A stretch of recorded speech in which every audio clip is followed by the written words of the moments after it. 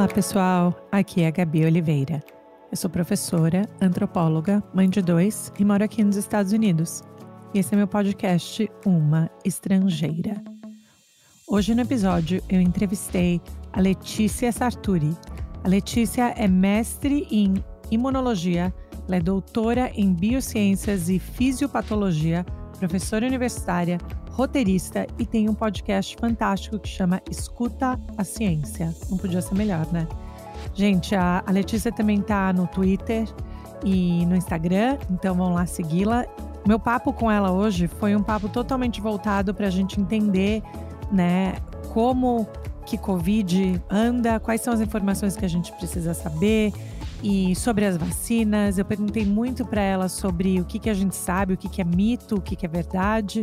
Então eu espero que vocês gostem. Foi uma entrevista super informativa, necessária.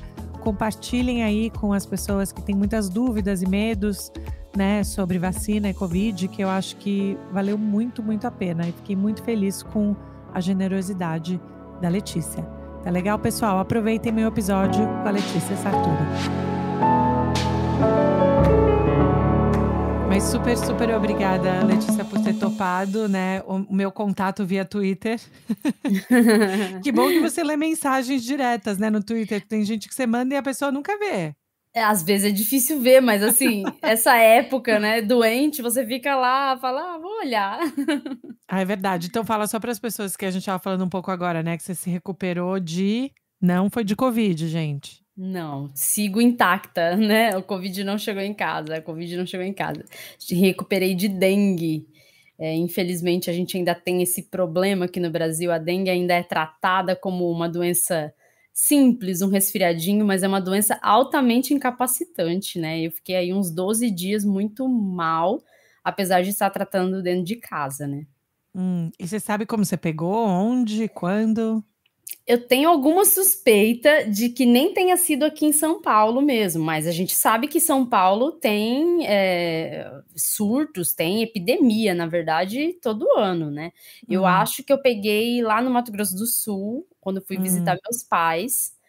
Provavelmente foi lá porque até a moça que trabalha na casa dos meus pais, ela também está com dengue. sintomas, né? Então, infelizmente, a gente pode ter pegado lá no Mato Grosso do Sul. Entendi. Bom, mas que bom que você está se sentindo melhor e que deu certo, né, de você estar aqui hoje com a gente. Você tá com... Olha, gente, para quem não tá vendo, a Letícia tá com uma cara ótima. Ai, graças a Deus. Então, pelo menos recuperou bem, assim, mas que legal. E eu, assim, eu tô lá no seu Twitter, eu adoro.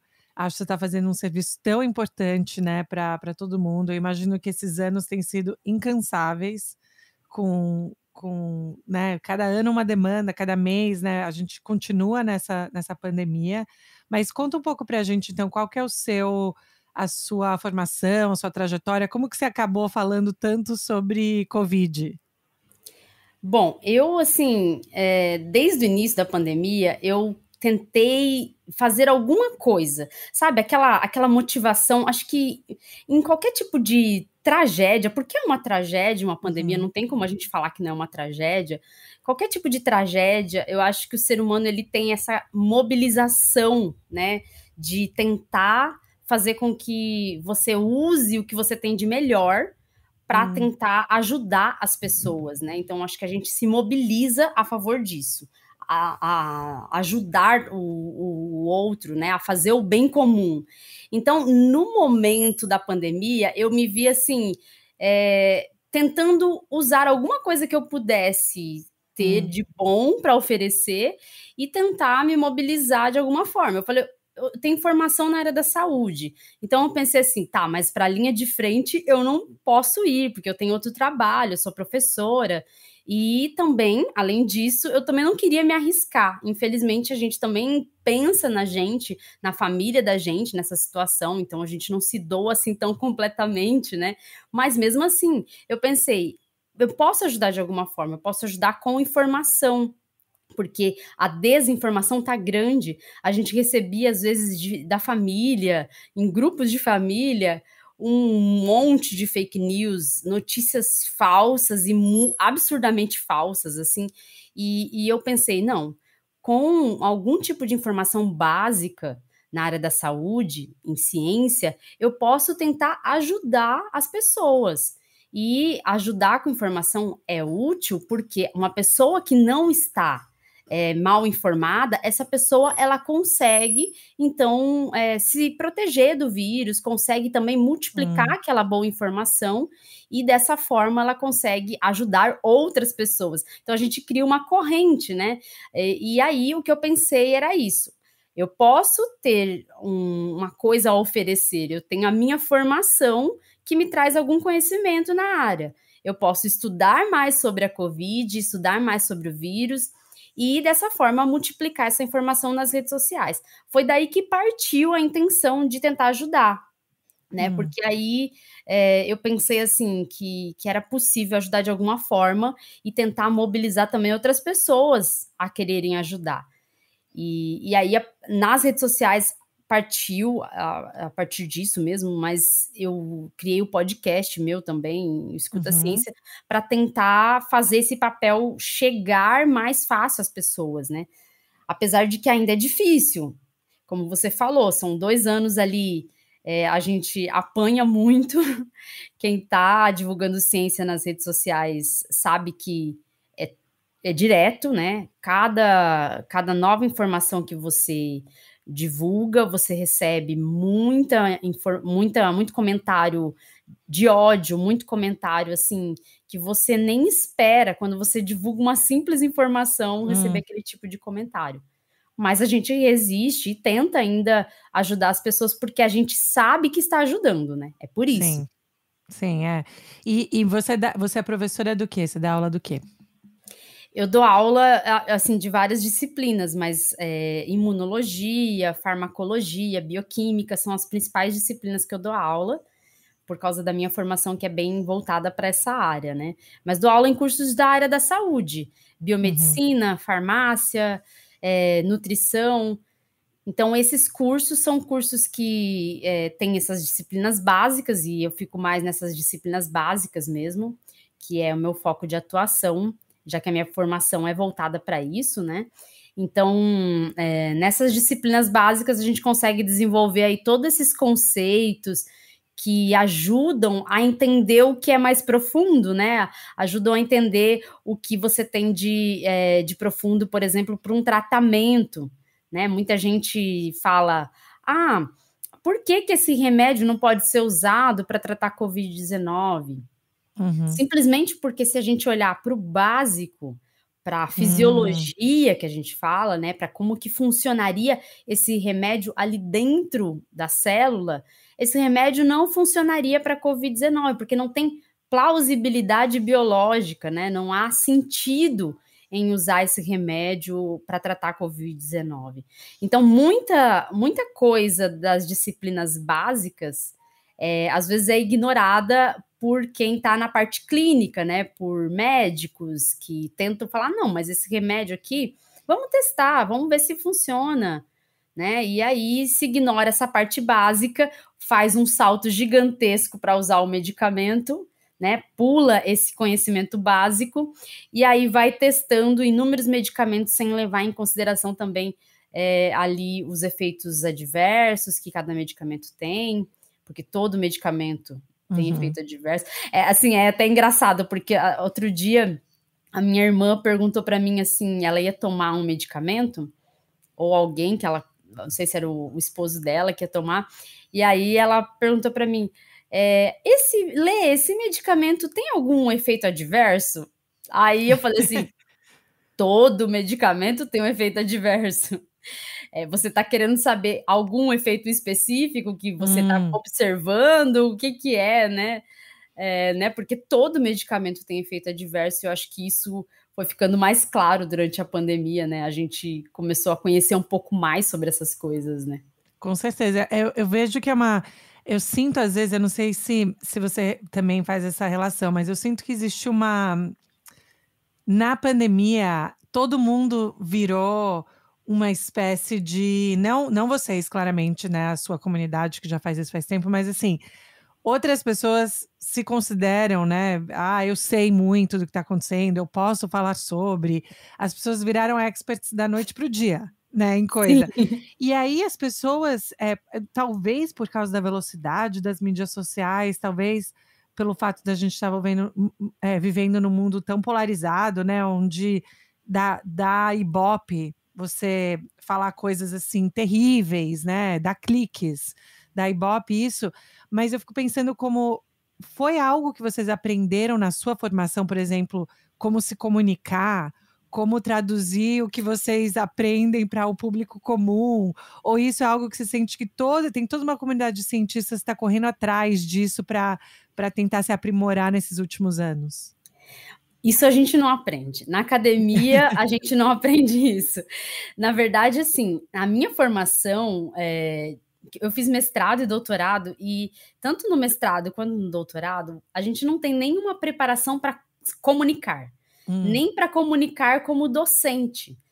Aqui no Brasil, a gente tem que considerar que a maior parte das pessoas que apresentam essa especialização, né, muito, muito alta, uma alta especialização, que é o mestrado e o doutorado, a maior parte das pessoas vai ser professor. A gente, no Brasil, não tem muito claro e não tem muitas vagas de pesquisador, de cientista.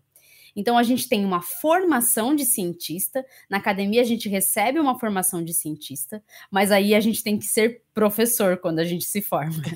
Então, terminou o doutorado, você não vai ser um cientista, você vai, na maior parte das vezes, encontrar vagas para professor universitário. E aí, o professor, ele tem que ser um bom comunicador, né? Então, não ter uma característica de comunicar bem já te tira muita vantagem nessa vaga, nesse tipo de vaga. E aí, um professor tem que ser um bom comunicador. E comunicar, divulgar a ciência é mais um desafio, porque você não é professor na academia. Porque enquanto eu estou dando aula para os meus alunos que estão na graduação, eu posso dar uma aula usando muitos termos técnicos, porque eles são obrigados a saber, não é isso, não é isso. Eles precisam conhecer, eles precisam ir se habituando a termos técnicos, porque eles estão no ambiente acadêmico.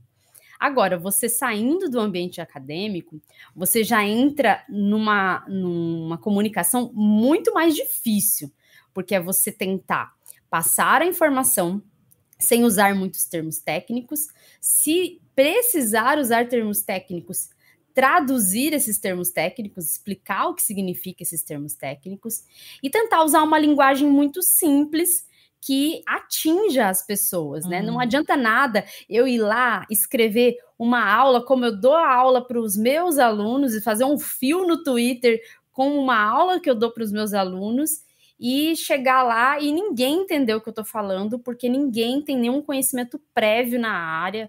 Sim. E aí acaba tendo essa dificuldade. Então, não adianta muito. Então, a comunicação é muito difícil, poucas pessoas vão para a divulgação científica porque essas pessoas, elas precisam entender que elas têm que ser boas comunicadoras. Então, o primeiro passo, eu acho que para uma pessoa decidir fazer divulgação científica hoje, é ela saber comunicar bem. Né? O segundo passo é ela ter muita paciência, porque ela vai ter que responder... Ela vai ter que responder muitos comentários, assim, que são difíceis, porque são pessoas que não estão lá para discutir, para debater, estão lá só para provocar, causar polêmica e divulgar ali algum tipo de informação falsa. Então, essa é a parte mais difícil. Como eu li ontem no Twitter, o Twitter é o primeiro lugar, é o único lugar em que um especialista numa área debate a sua área com um adolescente que não entende nada sobre aquilo. Então, assim, é um espaço de debate, é um espaço em que qualquer pessoa pode ter acesso ali a um debate muito sério, a um debate até muito acadêmico, porém, a gente tem que entender com quem está debatendo. Sim. E saber comunicar adequadamente ali nesse caso, né? Isso é. E assim, uma das coisas que eu acho interessante que se polemizou muito é essa ideia, a gente vê muito aqui nos Estados Unidos, né? Eu fico pensando março, abril de 2020, que para mim vão ser os meses mais assim complicados eu ainda sinto na minha memória. E aí era questão, não é para ir comprar máscara, né? Tem que, porque senão ia faltar máscara. Faça a sua própria em casa. Daí depois, no próximo ano, tem mais. Daí esse ano a gente já está falando que tipo de máscara é melhor usar, né? Então, assim, aí as pessoas falam, tá vendo? Por causa disso, por causa dessas modificações, né, em protocolo, ou modificações, por isso vira o argumento de que eu não vou confiar no que É, é. E isso é o oposto, né, de é o como o oposto. pensamento científico funciona. Sim, exatamente. A gente tem que entender que a ciência ela não é nada estática. Não existe uma ciência que tem uma certeza sobre algo e que de fato nada vai se mudar a partir daquilo. As evidências científicas elas tentam ser aprimoradas ao longo do tempo. O que a gente conhece hoje de Covid é muito mais, mas infinitamente mais do que a gente conhecia em março de 2020. Se passaram quase 2 anos e a ciência ela foi evoluindo com o decorrer do tempo. E naquela época em que a gente estava perdido a respeito das informações e não se tinham muitas informações, até porque não se conhecia muito mesmo sobre o vírus, naquela época a gente não tinha como comunicar muita coisa, porque justamente não se tinha toda a informação possível sobre o vírus. E até no meu podcast, às vezes, quando eu vou divulgar um episódio antigo, eu falo: olha, se atente para a data do episódio, porque às vezes eu estou falando de uma coisa que era informação até o momento. E que pode ter mudado, porque mudou. Eu finalizava sempre o episódio falando para as pessoas usarem álcool em gel, usarem máscara, mas sempre falei para usar máscara, mas usarem álcool em gel. E hoje em dia eu já nem falo, porque assim, as pessoas gostam muito do álcool em gel, porque é uma coisa física, você sente a Sim, proteção na sim. mão ali, ó. Você É uma esfrega, ação. fala, nossa, tô fazendo um escudo na minha mão, nenhum vírus Sim. passa aqui. Mas o álcool em gel, ele não é a maneira mais eficaz da gente se proteger contra o vírus. E a gente não pode ficar incentivando tanto uma coisa para que as pessoas deixem de fazer a outra que é tão importante, que é o uso de máscaras, né? Considerando que a maior transmissão do vírus se dá aí pelo ar, a gente precisa usar máscaras adequadas. Naquela época falavam-se, não compre máscara, usa máscara de pano. Hoje em dia a gente sabe que, por exemplo, usar as máscaras PFF2 é a melhor forma de você se proteger. Até o próprio CDC resolveu Uhum. falar sobre máscaras PFF2, né, que é N95, resolveu falar sobre essas máscaras. Depois de 2 anos de pandemia, aqui nas redes sociais, os divulgadores falaram. O CDC finalmente, Hum. depois de quase 2 anos de pandemia, resolveu indicar a PFF2. Aqui no Brasil, a gente já tem usado, o ano passado inteiro eu usei PFF2, então a gente já tem usado desde, acho que do final de 2020, a gente já começou a investir nas PFF2 e tentamos aí multiplicar essa informação porque são máscaras baratas, não são máscaras caras, como as pessoas pensam que são, e Hum. aqui, pelo menos, o custo é bem baixo dessas máscaras, e a gente consegue se proteger muito bem com essas máscaras. Só que essa informação ir se atualizando não tira o crédito da ciência, ao contrário, né? Mostra o quanto a ciência está preocupada em continuamente estudar o vírus, em continuamente estudar a infecção e aprimorando as estratégias de prevenção, né? Porque a gente precisa sim aprimorar essas estratégias, considerando que praticamente a gente está tendo que conviver com o vírus. Como Hum. que a gente pode conviver de maneira mais segura? Usando máscaras adequadas, né? Fazendo a vacinação, se vacinando. Então a gente está sempre aprimorando as informações e isso mostra a preocupação da ciência com as evidências científicas, né? Não, e uma das coisas que eu estava perguntando para uma outra, cientista ali da Johns Hopkins, né, e ela estava falando que essa é uma pandemia de também comportamento humano, né, que assim, a gente pode ter tudo, num mundo ideal, gostaria que todo mundo se vacinasse, né, que todo mundo usasse máscara, mas que também é uma questão de comportamento humano e que a gente, tem que entender quais são as novas maneiras ou as maneiras mais adequadas, né, de como se comportar. Mas você acha que porque a gente está no momento, de novo, entrando no terceiro ano, né, então 2020, 2021, entrando em 2022 agora, que as pessoas, a gente tem uma menor probabilidade de que as pessoas se sintam, assim, responsáveis para controlar, porque já está todo mundo exausto de ter que, né, fazer tanta modificação, ou você acha que existe até um caminho melhor, porque a gente aprendeu tanto que agora pode ser algo um pouco mais automático de como se comportar? Onde você acha que a gente pode cair, assim, nesse pêndulo?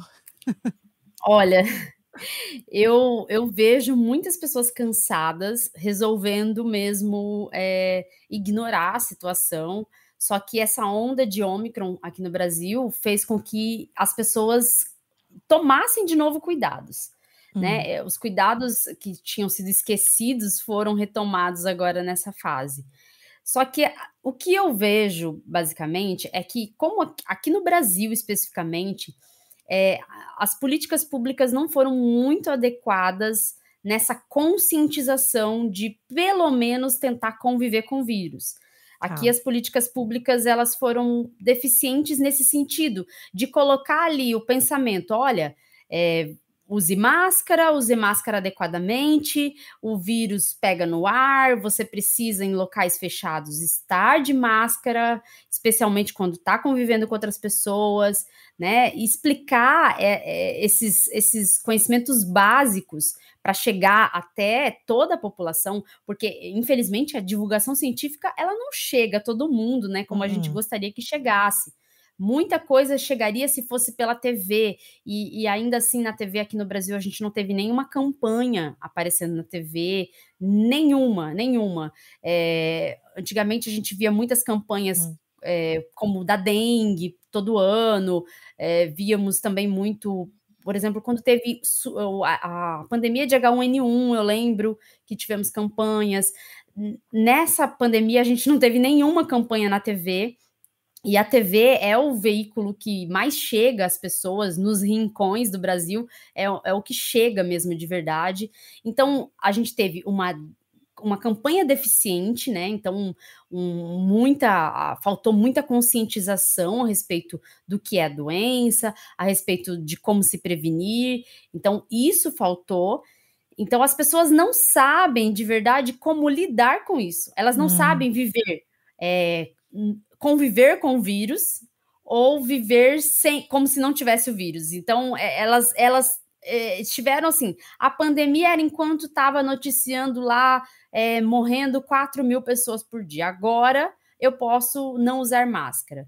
Eu estive no interior do Mato Grosso do Sul e eu posso afirmar que eu fui em locais lá de comércio em que só eu e meu esposo éramos as pessoas que usavam máscara lá dentro. Então, as pessoas largaram as máscaras como se tivesse voltando tudo ao normal. Então, eu não consigo acreditar aqui no Brasil que a maioria das pessoas teve a sua consciência tocada por uma sensação de que nós vamos conviver com o vírus. Não, eu acho que as pessoas tiveram a simples sensação de que, enquanto estiverem mandando eu usar máscara, eu vou usar máscara, porque é obrigado a usar máscara. A partir do momento que relaxarem essas medidas, eu não vou usar máscara. Então, aqui funcionou muito essa obrigação. Até a gente teve, recentemente, os divulgadores no Twitter, a gente discutindo sobre isso, sobre deixar para as pessoas essa decisão, né? As pessoas discernirem o que elas devem fazer ou não, você dar informação e permitir que elas façam boas escolhas. Eu acho muito bonito a gente falar disso e assim, sério, é muito bonito falar que as pessoas vão sim decidir por coisas boas.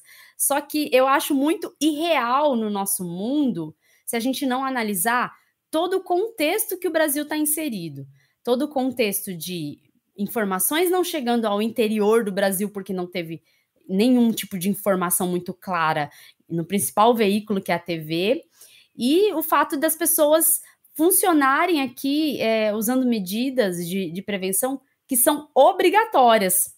É assim que o brasileiro funciona. Se é obrigado, se falaram que eu tenho que usar, eu vou usar. Se não falarem mais que eu não tenho que usar máscara, eu não vou usar mais máscara. Então, infelizmente, a gente tem que, sim, dar um voto de confiança para o brasileiro que é bem informado, mas entender que grande parte do brasileiro não é informado o suficiente para fazer boa escolha.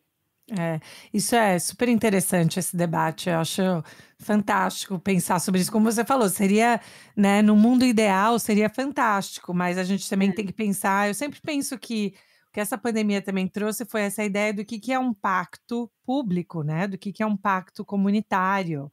Que Sim, às vezes você só pensar na sua decisão porque você tem o direito é um pensamento super individualista que não leva em consideração, né, essa ideia, ou quando as pessoas falam: "Ah, mas eu tive e nada aconteceu", é aquela ideia, né, da sobrevivência, a teoria da sobrevivência sem levar em contexto todo mundo que morreu, sim, né, então assim, tudo fica muito de um lado ou de outro. Uma das coisas que eu me interessei desde o começo da pandemia foi a questão, especialmente da abertura de escolas, né, e como fazer essa conta de risco, de ir para a escola e o que é a perda dessas crianças, né, especialmente no Brasil, nos Estados Unidos a gente já voltou bastante, mas assim, a gente tem lugares no Brasil que as crianças continuam fora da escola, e não tem uma estrutura de internet para fazer aula remota, né, para fazer sim. online. Então, assim, como que essa linha de raciocínio, qual que seria o ideal para, por exemplo, manter escolas abertas de uma maneira segura?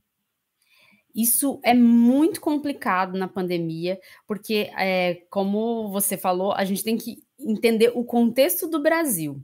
É muito fácil a gente falar de medidas se a gente considerar as escolas, particulares, né, escolas privadas que estão, por exemplo, na cidade de São Paulo. É muito tranquilo, porque você está na principal cidade do Brasil, a maior cidade aí da América Latina, você está falando do ensino privado, e aí você deixa de considerar escolas que são sucateadas, escolas que são ali nos rincões mesmo do Brasil.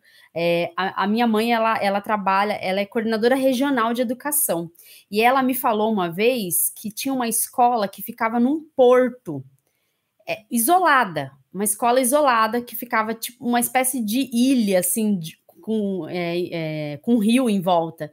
E Uau. ela tinha que arrumar uma diretora para a escola.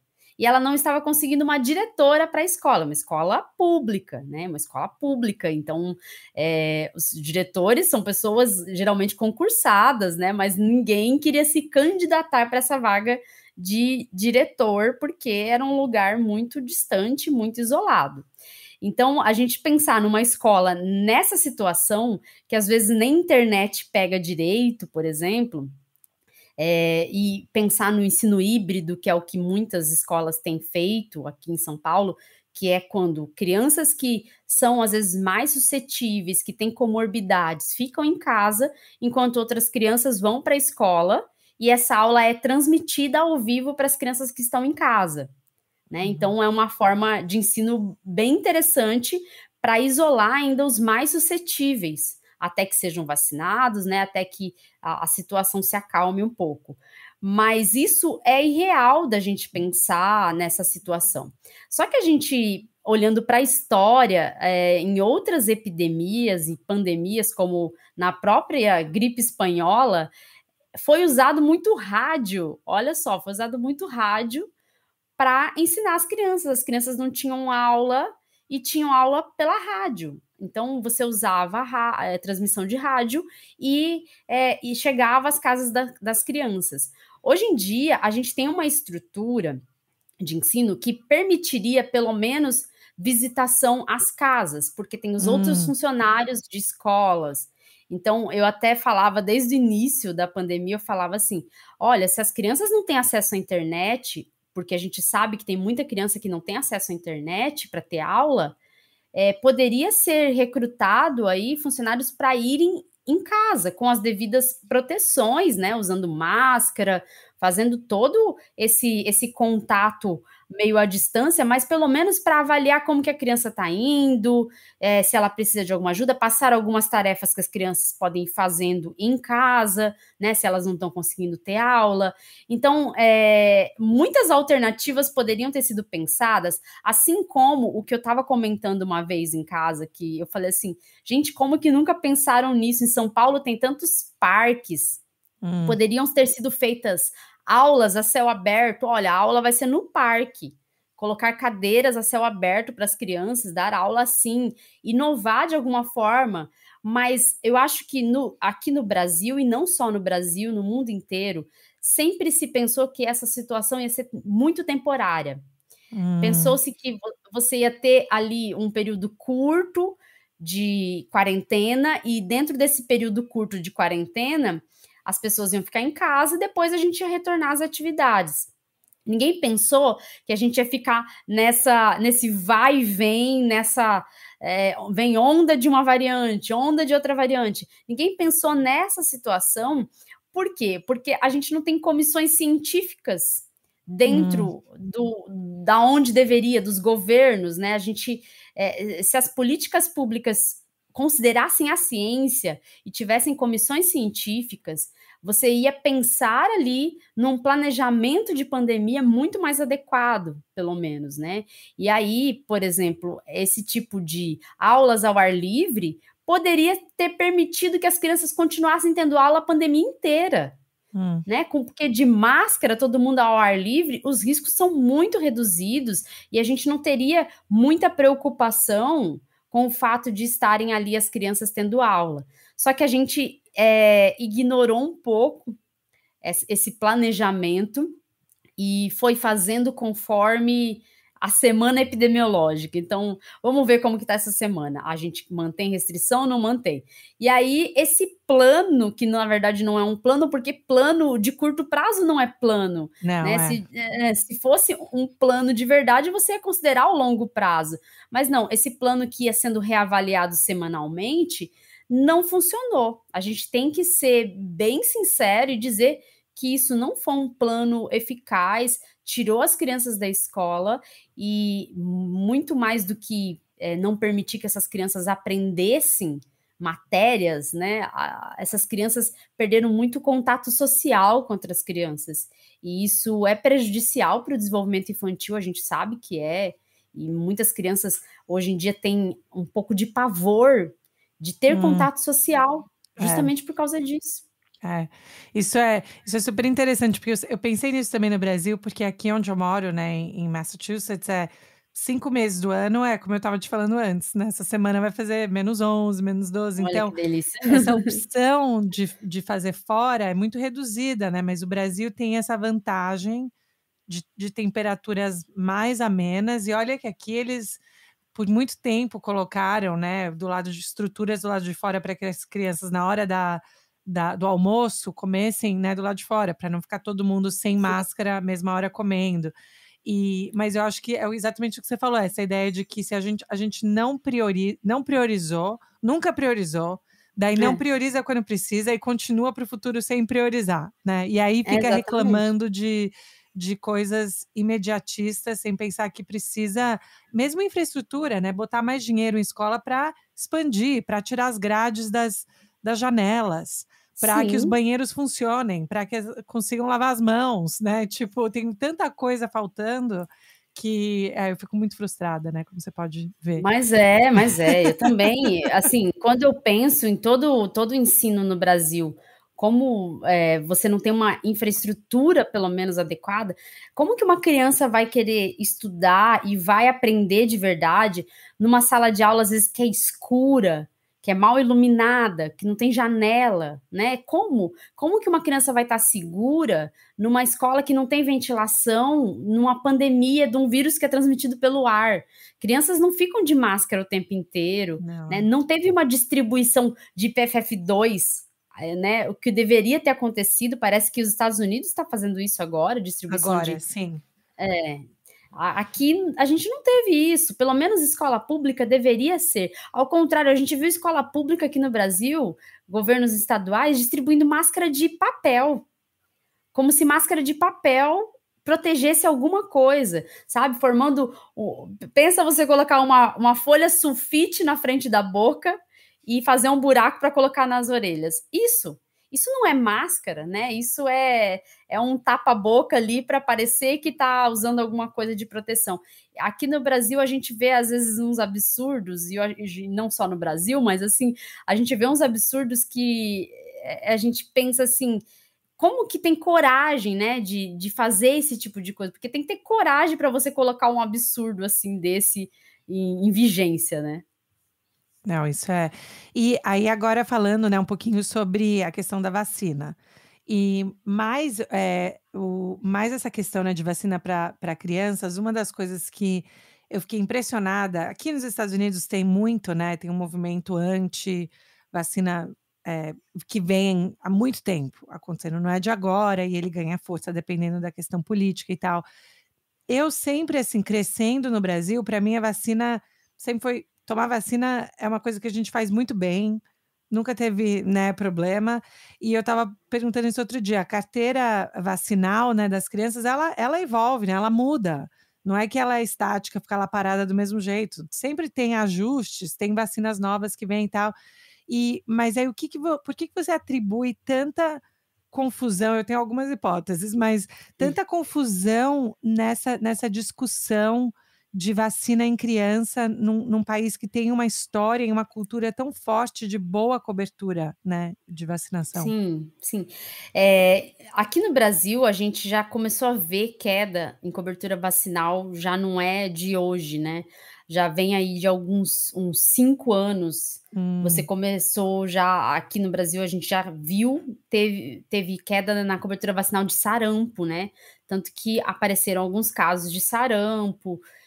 Então, esse movimento anti-vacina, ele começou já a ganhar um espaço no Brasil já tem um certo tempo. Pode colocar aí uns 5 anos, já fomos observando essa queda na cobertura vacinal. Isso já acendeu um alerta e era preocupante por causa de doenças como o sarampo. Com a pandemia, a gente está vendo que esse movimento anti-vacina, ele está muito bem articulado e ele está, vamos dizer assim, vamos dizer que exista um escritório do movimento anti-vacina no Brasil, porque a gente está vendo algo muito articulado. Temos visto, nós, divulgadores científicos, que esse movimento ele tem robôs em redes sociais, ele produz fake news. Recentemente, ontem mesmo, foi desmentida uma fake news sobre um pai, era um vídeo de um pai chorando, e o vídeo, a realidade era que aquele pai estava chorando numa maternidade, que acho que a criança morreu, nasceu morta, não sei exatamente a história, mas foi numa maternidade, um pai chorando, e eles pegaram esse vídeo e colocaram falando que era um pai chorando porque a criança tinha morrido por causa da vacina. Meu Deus. Né? Então, é uma mentira, porque é um vídeo de 2019, é um vídeo antes da pandemia, e esse vídeo foi usado pelo movimento anti-vacina. Esse disparo de fake news, ele tem sido muito ativo nas redes sociais, e a gente tem visto, junto com esse disparo, a criação de páginas só para divulgar fake news. Essas páginas são ali por causa de redes sociais não terem interesse de fato em combater fake news, porque a gente tem que falar que não tem interesse, porque eles ganham alguma coisa também, né, com essa repercussão. Essas páginas existem, e embora a gente denuncie as páginas não saem do ar. No Instagram tem uma página que fica só falando de possíveis reações adversas às vacinas, e essa página é brasileira. Então, a gente vê que é uma coisa articulada. Se você chega no comentário e questiona aquela reação adversa, educadamente questiona e pergunta: você fez a notificação? Houve investigação? É comprovada mesmo que essa reação adversa aconteceu pela vacina? Se você questiona, você recebe de volta um ataque orquestrado de robôs que estão lá só para fazer ataque de ódio contra a pessoa que questionou. Então, assim, a gente vê que o negócio é orquestrado e a gente não pode tratar simplesmente como uma pessoa ou outra que resolveu ser anti-vacina e foi convencendo outra, não é isso. A gente tem uma articulação em redes sociais e isso está se tornando cada vez mais claro. É claro que, assim, tem que se investigar melhor da onde surge isso, porque a gente sabe que muito disso está envolvido em questão política também, infelizmente. Existe uma questão do movimento antivacina fazer parte de outros movimentos de teorias da conspiração, que está envolvido na política, está envolvido em controlar as pessoas de alguma forma e as decisões das pessoas, decisões políticas das pessoas. E, infelizmente, as redes sociais colaboraram para isso. E o brasileiro aí que tem uma cultura e que tradicionalmente toma a vacina, tem a carteirinha em dia, ama o Zé Gotinha, tá aí duvidando das vacinas, tá aí preocupado com efeitos adversos das vacinas, falando absurdos que as vacinas são experimentais, e a gente tenta esclarecer isso, só que há muito... o movimento é muito bem empenhado em tentar mostrar que as vacinas são experimentais quando não são, né? Então, mostrar efeitos adversos que não existem. Hoje em dia, a gente tenta explicar muito em rede social a relação entre causalidade, né, da reação adversa com a vacina. A gente tenta explicar o que é relação causal de verdade, mas as pessoas acham que, às vezes, quando os eventos acontecem simultaneamente, eles estão correlacionados e não necessariamente essa correlação indica uma relação causal, né? E é uma tentativa grande da gente tentar desfazer esses movimentos. Só que a gente não pode pensar que esse movimento antivacina crescendo no Brasil veio do nada, porque a gente tem percebido que não veio do nada. Está se tornando mesmo como é nos Estados Unidos, um movimento muito orquestrado e um movimento que é coordenado por escritórios que produzem fake news e que produzem vamos dizer assim, essa propagação de teorias da conspiração, né? Infelizmente. Nossa, que coisa! E eu não sabia de toda essa parte, assim, que você explicou. Isso eu vou ter mais pesadelo ainda. Mas alguns mitos, vamos lá. Fala pra gente como esses mitos que a gente escuta muito, né? Eu fiquei impressionada como, para os meus seguidores do Brasil, tem bastante gente que me manda, ou, né, fake news, encaminha e fala: o que você acha? Você já viu? E aí eu falo: putz, não é? Eu gostaria de ter todo o tempo do mundo para poder ir indo de um em um e falando: não, mas enfim, falta. Mas assim, o primeiro mito é o que você falou, essa questão de que a vacina infantil ela é experimental. Por que ela não é, de uma vez por todas? Bom, é importante a gente deixar claro que as vacinas elas passaram por todas as etapas de estudo clínico. São 3 fases de estudo clínico e essas 3 fases foram cumpridas e, inclusive, foram testadas em crianças as vacinas, né? Porque a vacina infantil, ela é uma vacina, uma formulação diferente, ela não é a mesma formulação do adulto, né? Uma dose que é menor também, então tudo isso foi testado. Essas 3 fases, que é fase 1, fase 2 e fase 3, é quando a gente testa a segurança das vacinas e a eficácia. Se essa vacina tem a capacidade de produzir resposta imune, né? De produzir a imunidade mesmo. E aí, essas fases foram cumpridas, a gente sabe porque a gente tem os resultados, e qualquer órgão sanitário, ele só aprova uma vacina depois de cumpridas essas 3 fases. Então, as vacinas não são experimentais, elas passaram por essas fases, elas tiveram ali a aprovação pelo órgão sanitário de vários países, não só aqui do Brasil, a Anvisa, mas também a gente teve em outros países muitas vacinas que a gente usa aqui são usadas também em outros países. E essa aprovação é uma aprovação que passa por uma análise muito rigorosa. A gente acompanhou aqui no Brasil a Anvisa, que a cada vacina que ia ser submetida para aprovação, havia ali uma análise muito criteriosa, muito rigorosa, em cima de cada um dos resultados que eram ali submetidos para a Anvisa.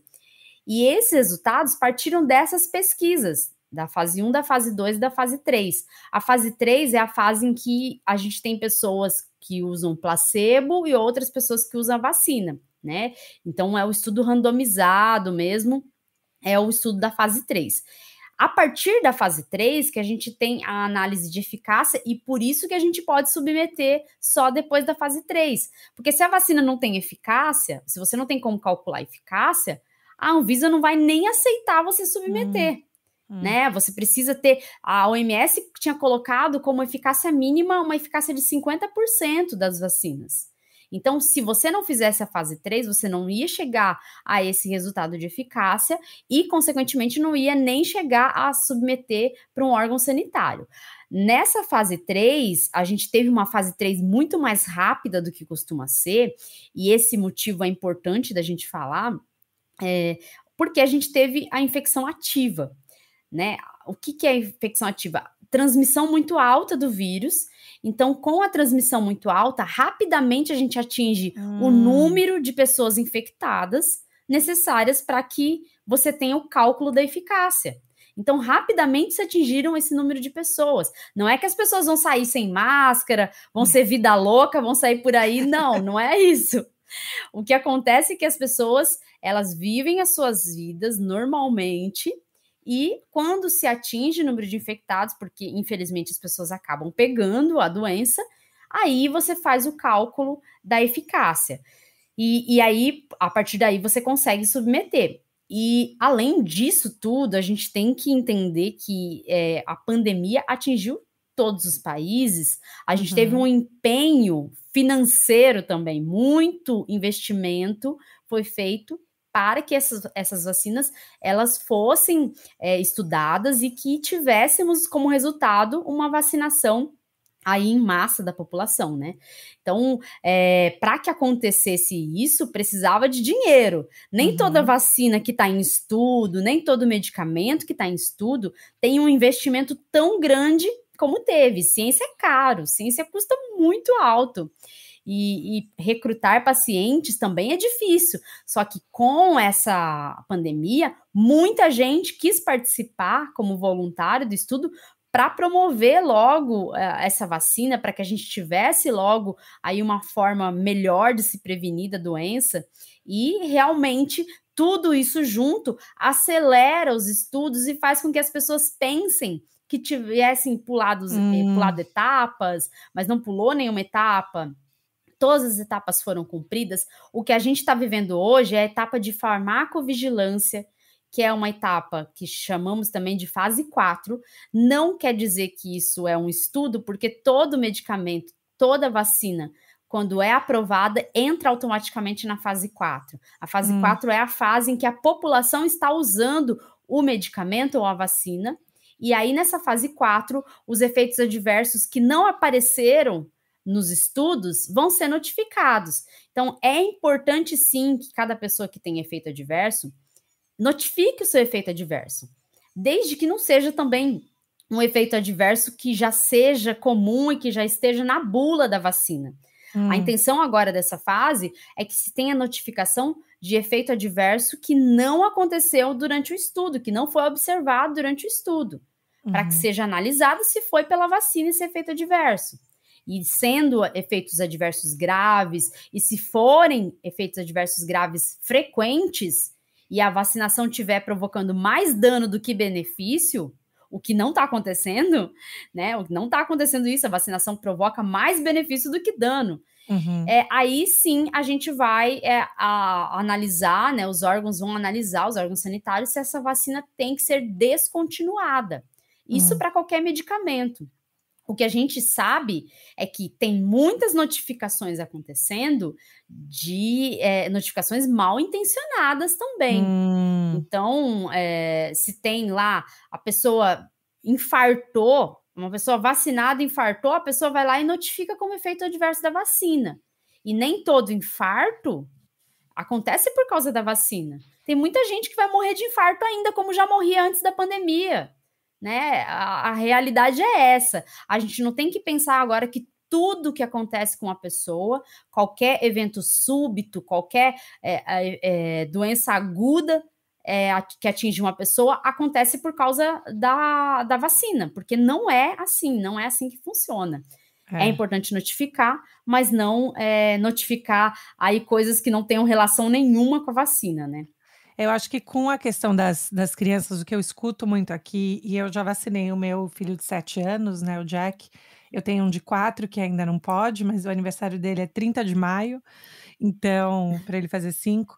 Mas eu acho que muitas das questões que as pessoas levantam porque você já explicou por que não é, quando as pessoas falam experimental, não é. Seria experimental se fosse lá a fase 1, e aí, né, tivesse indo para todo mundo. Isso. Mas não é o caso. Mas essa questão que você está falando, por exemplo, que todos os medicamentos entram em monitoramento, fase de monitoramento, porque é por responsabilidade, a gente tem que monitorar, né? Claro.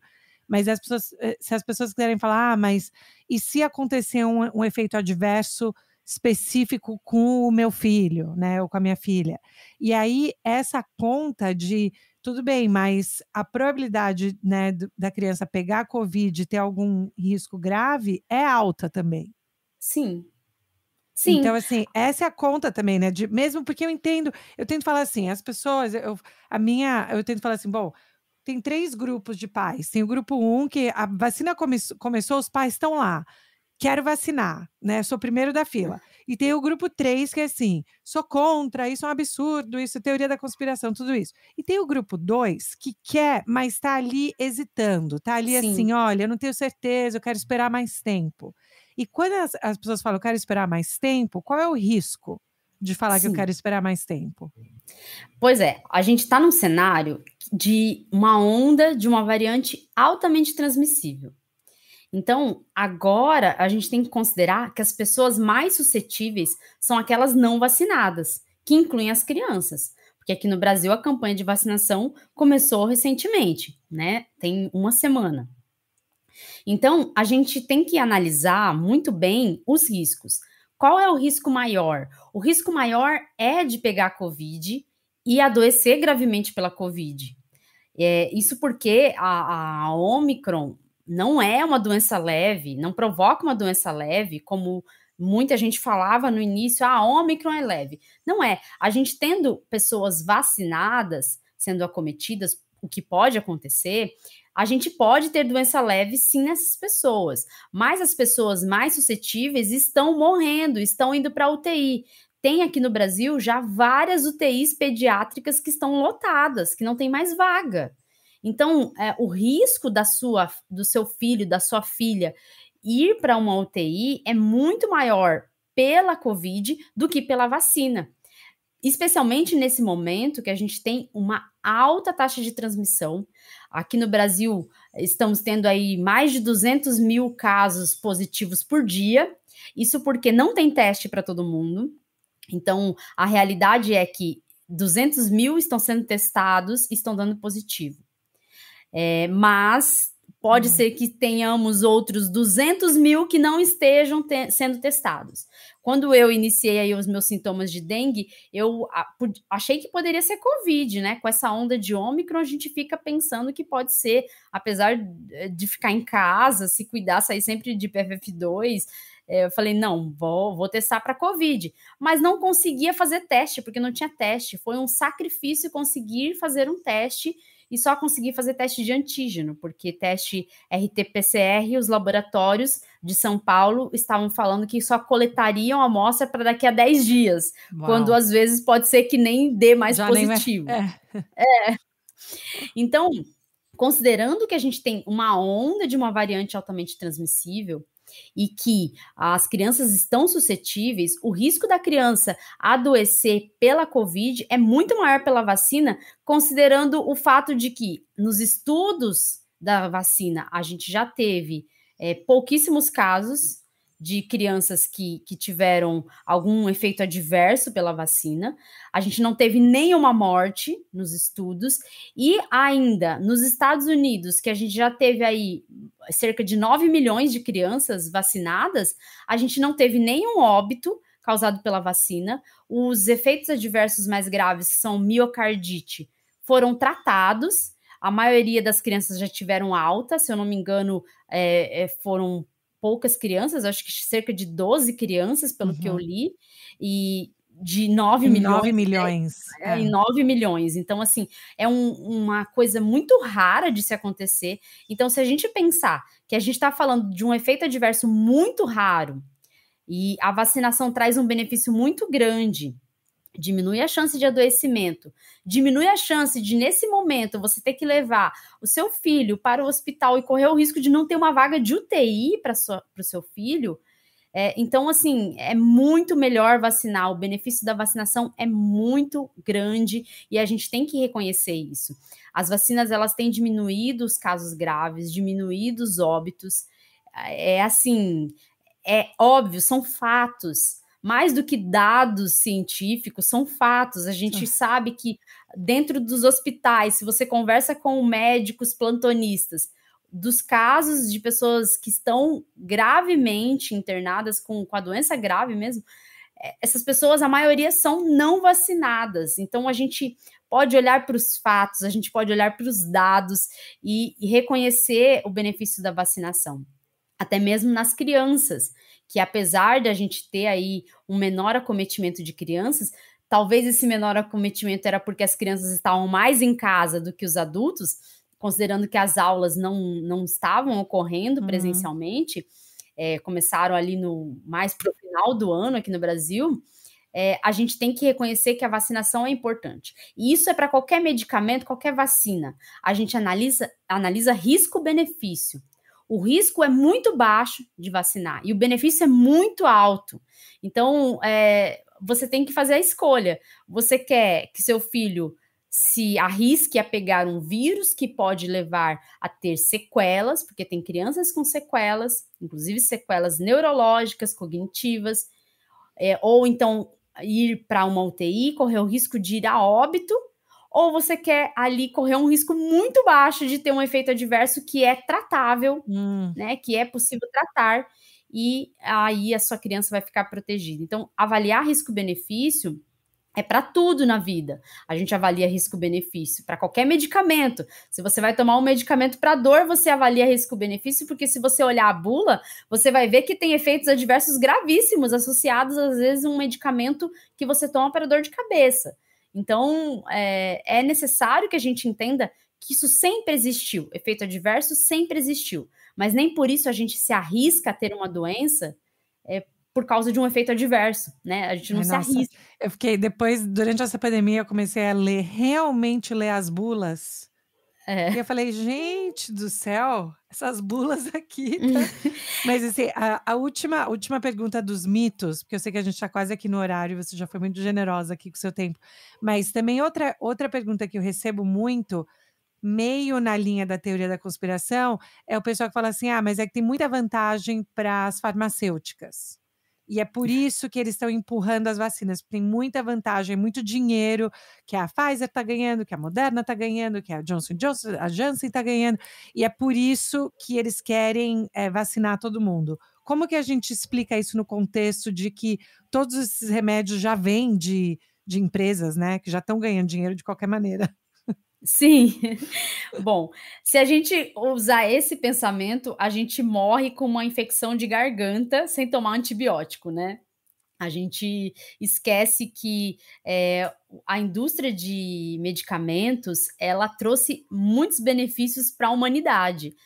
Os antibióticos foram uma grande descoberta da ciência e que permitiram que a gente tivesse uma expectativa de vida muito melhor, por exemplo, né?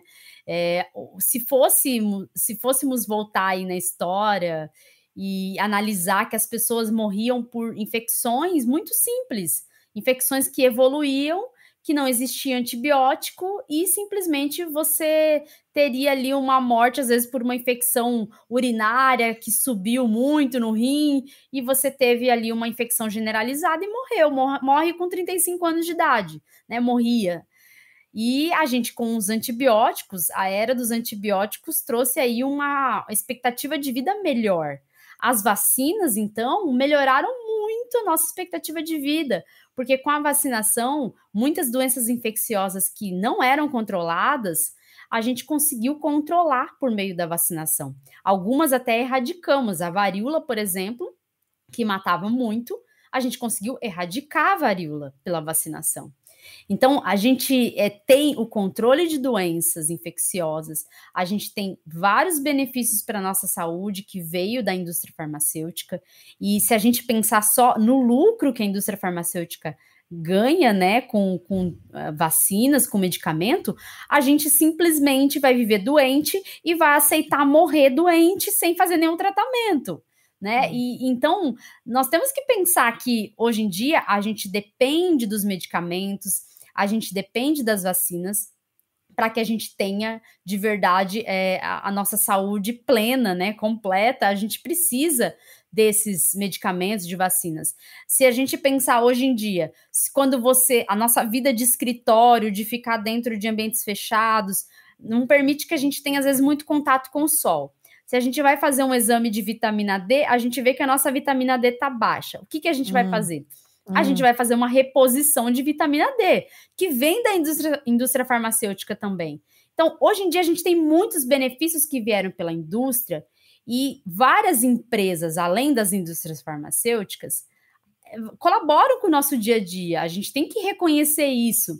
E se a gente pensar que a gente tem que viver uma vida sem dar lucro para ninguém, só para nós mesmos, aí fica muito difícil, porque nem trabalhar a gente trabalha, porque quando a gente trabalha para uma empresa, a gente está dando lucro para a empresa mesmo, e não só estamos recebendo o nosso salário, né, que é devido pelo nosso trabalho. Então, pensar nisso é um pensamento, é um mito que afasta aí qualquer tipo de tratamento que vem da indústria farmacêutica e faz com que a gente perca aí muita expectativa de vida e perca os nossos tratamentos quando a gente fica doente, né? Então, daí tem que, né? Porque assim, seria ótimo se o governo tivesse, né? Se o governo tivesse todo esse dinheiro, como você falou, você se formou, seria ótimo ter tido uma vaga de cientista para ficar fazendo, claro, mas como você mesmo falou, você não tem, então aonde está? Tem que estar em algum lugar esse desenvolvimento, né? Científico. Então, é uma coisa sim, assim, você falou sim. aí, a ciência é cara, não é que é barato fazer esses investimentos. Alguém tem que ter um fôlego. É verdade, é tudo muito caro. E se a indústria farmacêutica está colaborando com um controle dessa doença por meio das vacinas, a gente tem que usar as vacinas e sim, a gente tem que agradecer à ciência e tem que agradecer sim que tenha, né, essa iniciativa para que a gente possa pelo menos controlar a doença de alguma forma. Porque as vacinas vieram para isso, para ajudar a gente a controlar a doença. Se a gente vai se livrar do vírus, a gente não sabe, não tem como a gente saber agora. Mas a gente sabe que a gente consegue controlar de alguma forma com a vacinação. Só que a gente precisa que todo mundo se vacine, né? Pois é, pois é. Mas Letícia, que fantástico, que honra poder te escutar, que clareza, né, de pensamento, de explicação, como você mesmo disse, que paciência. E, gente, todo mundo vai lá escutar o podcast da Letícia, Escuta a Ciência, Isso, sim, isso. disponível, tá disponível por todos os lugares. Todos os tocadores de podcast está disponível. E é um podcast curtinho, mas que, assim, às vezes tem algumas conversas com convidados. Mas a intenção mesmo é tentar ajudar aí com informação em meio ao mar de desinformação que a gente vive nas redes sociais. Para mim que foi uma honra estar aqui. Muito Ai, obrigada. Uma conversa muito boa. adorei. E que bom que você se recuperou, porque a gente precisa muito do seu trabalho, gente, também lá no Twitter é fantástico, tem um monte eu aprendo também muito com o que você escolhe fazer o retweet, né, daí eu acabo aprendendo sobre a pessoa que está fazendo um Sim, tipo de trabalho, então tem muita informação legal lá.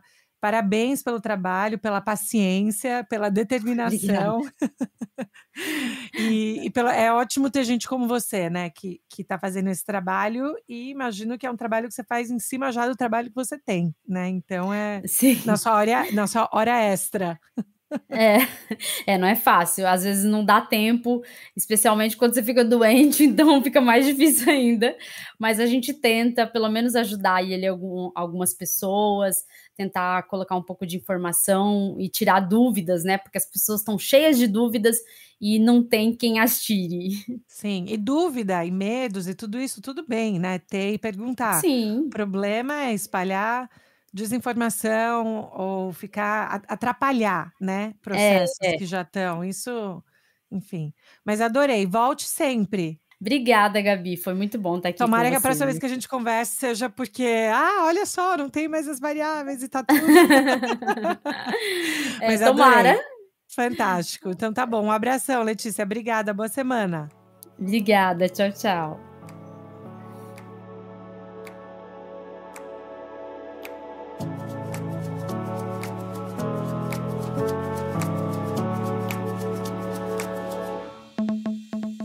E aí, pessoal, o que vocês acharam? Deixem lá o feedback pra gente no Uma Estrangeira Podcast, lá no Instagram, ou mandem e-mail pra gente no umaestrangeirapodcast@gmail.com. Eu adorei esse papo com a Letícia e eu gostei muito no finalzinho. Quem ficou aqui escutou todo, que eu perguntei pra ela desses argumentos principais ou dos mitos que existem acerca da vacina, que pra mim foram bem interessantes da gente pensar. Como eu sempre falo, gente, tem muita gente que tem medo, tem muita gente que hesita, e tudo bem ter medo e tudo isso. O negócio é perguntar, pesquisar, escutar e não atrapalhar e distribuir desinformação. É só isso, tá bom? Fiquem bem, se cuidem. Beijo, gente. Tchau.